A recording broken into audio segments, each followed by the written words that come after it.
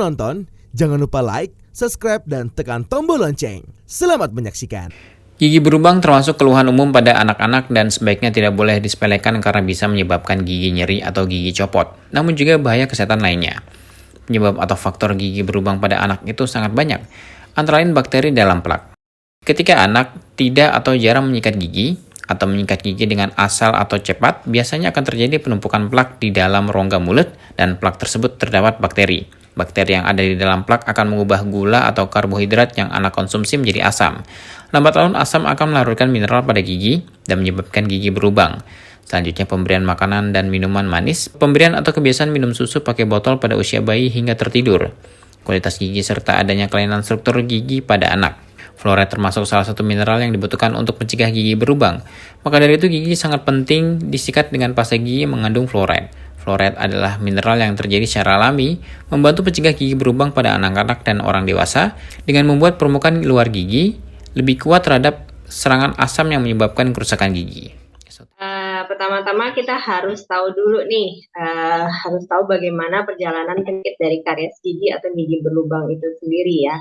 Jadi sebenarnya gigi berlubang itu disebabkan karena sisa makanan yang menempel pada gigi, kemudian sisa makanan tersebut bertemu dengan bakteri penyebab karies gigi atau gigi berlubang di dalam rongga mulut, kemudian akan diubah oleh bakteri itu sendiri menjadi zat asam. Nah, dari asamnya itu sendiri yang akan menempel pada permukaan gigi yang menyebabkan permukaan gigi akan hilang permukaannya sedikit demi sedikit. Kemudian kalau itu berlangsung terus-menerus, maka akan terjadi gigi berlubang. Nah, kalau prinsipnya ini perjalanan penyakit kariesnya ini sudah diketahui, maka akan ketahuan nih, misalnya penyebabnya itu pertama karena sisa makanan kan jelas tadi ya. Nah, sisa makanan yang lengket atau manis yang tertinggal di dalam gigi kemudian tidak dibersihkan. Nah, itulah tadi, maka akan menyebabkan menjadi gigi berlubang. Nah, pada saat proses membersihkan giginya itu sendiri juga ada beberapa hal juga yang harus diperhatikan, yaitu tentang penggunaan pasta giginya juga yang harus tepat, kemudian cara menyikatnya juga harus benar, dan kemudian orang tuanya juga, orang tua anak ini sendiri yang harus memiliki pengetahuan bagaimana cara membersihkan gigi anaknya tersebut.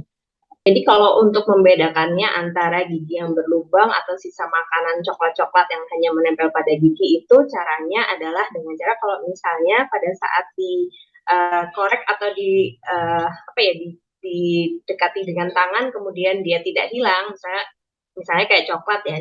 Kalau coklat menempel pada gigi pasti kalau dihilangkan gitu atau dibilas dengan air maka dia akan hilang warna coklatnya.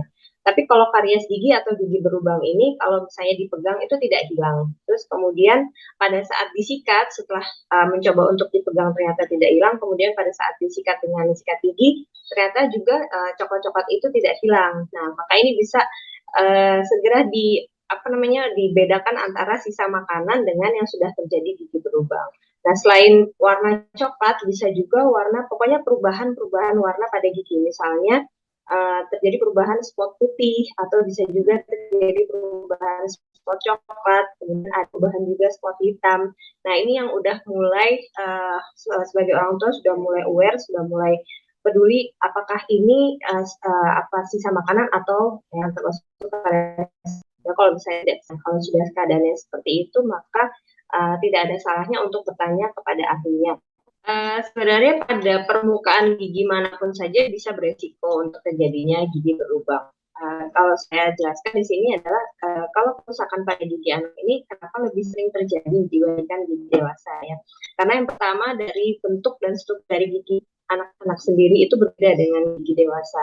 Jadi permukaan gigi atau lapisan pelindung giginya ini dia lebih tipis dibandingkan gigi orang dewasa.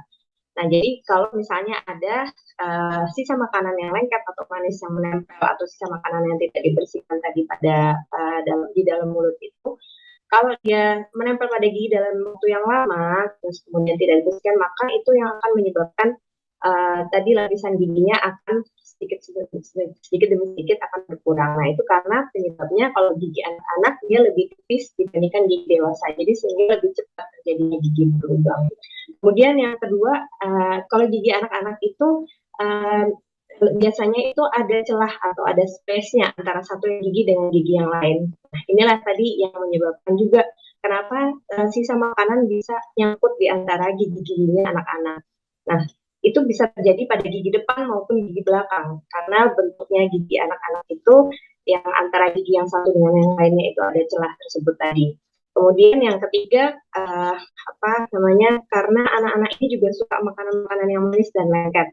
Nah, kalau misalnya makanan-makanan yang manis dan lengket itu menempel pada permukaan gigi, baik yang di belakang maupun yang depan, nah ini tadi juga bisa menyebabkan anak-anak ini giginya menjadi berlubang.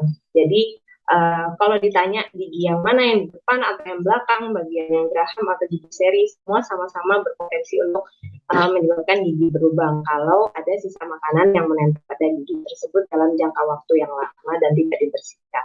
Penanganan yang tepat untuk gigi anak yang berlubang yaitu dengan cara penambalan. Namun perawatannya tidak terbatas hanya pada penambalan.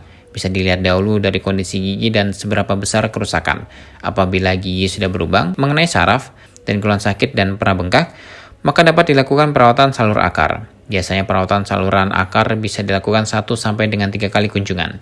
Namun ketika infeksi sudah cukup meluas dan bisa membahayakan benih gigi tetap, serta kerusakannya tidak bisa dilakukan dengan cara penambalan dan restorasi yang lain, maka pilihan terakhir dapat dilakukan penjabatan gigi. Orang tua dapat mengenalkan pasta gigi pada saat gigi anak mulai tumbuh.